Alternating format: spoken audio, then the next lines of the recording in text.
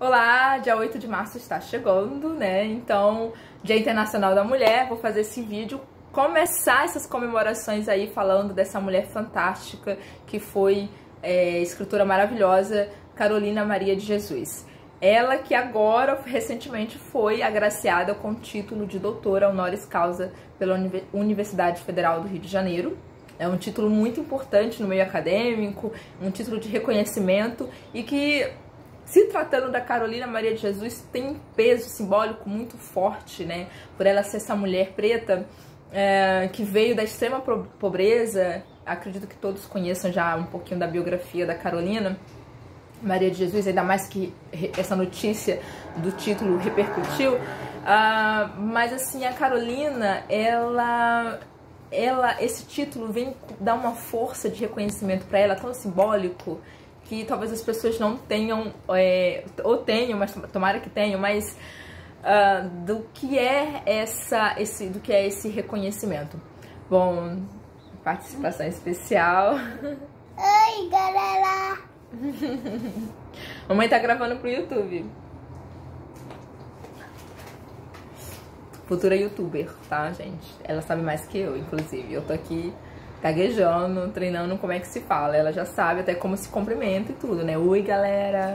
Vou começar meus vídeos agora falando isso. Oi, galera! Ela já me deu a dica. Obrigada, mozinho. De nada. Fabulosa.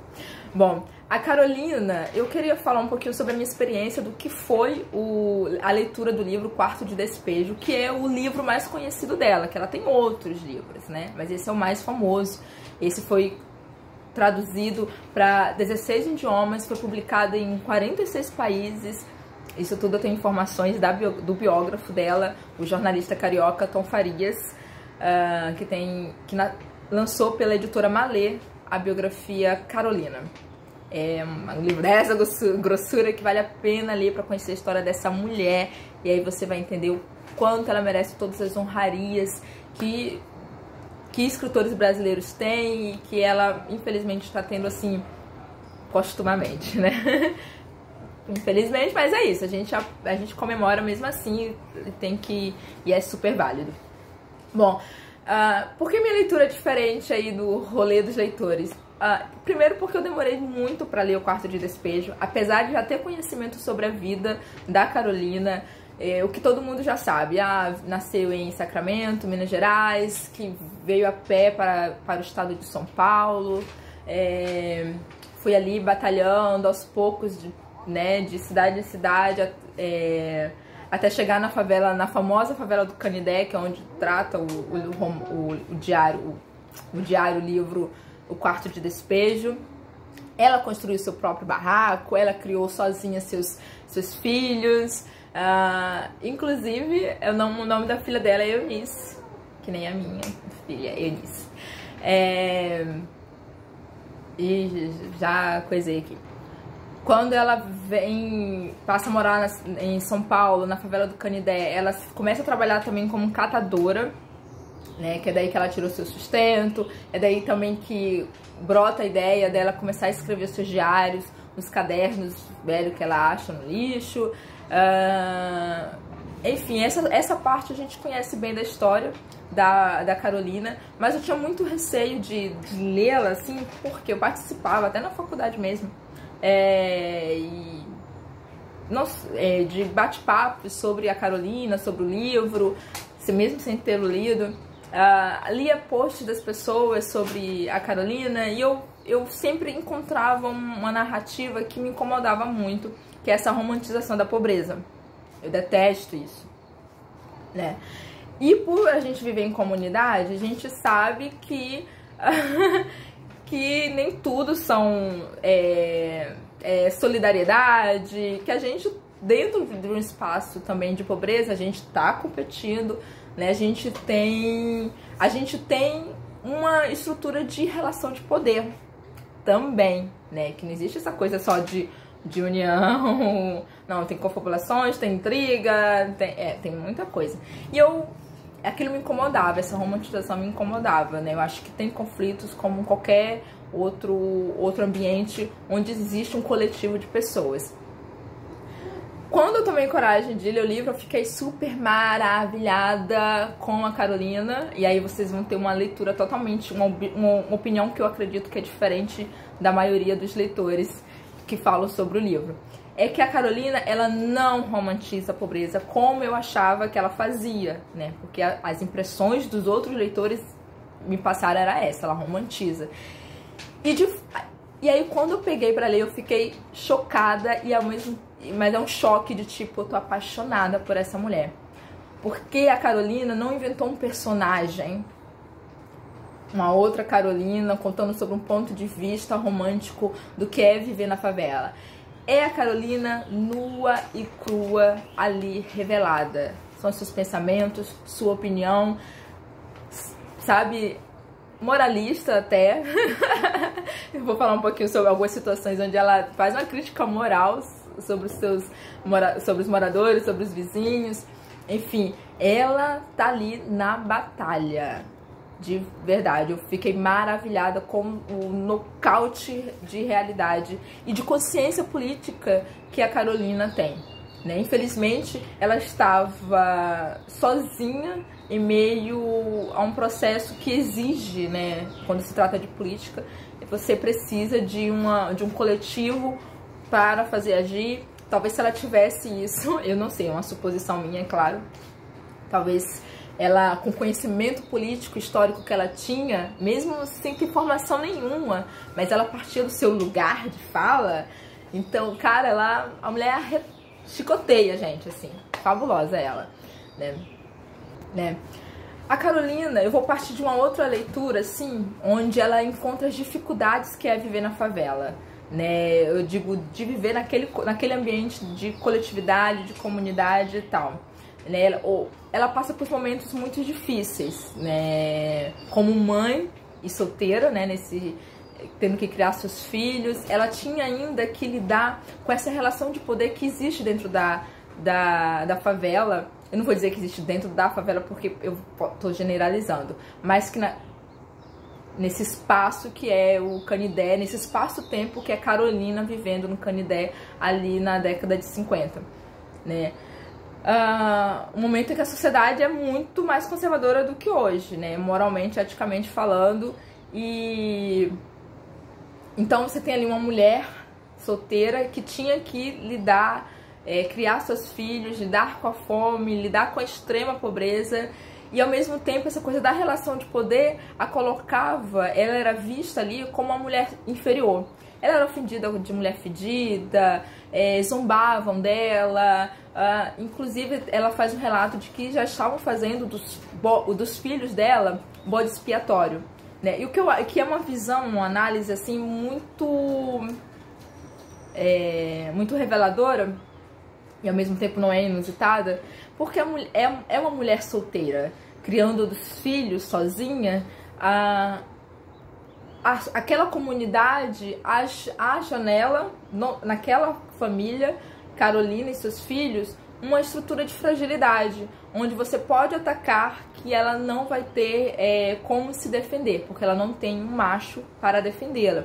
Então, fica muito fácil fazer todas aquelas opressões, né, ofensas, por verem nela essa mulher vulnerável. Então, onde tudo que é de ofensa de certa forma, é permitido.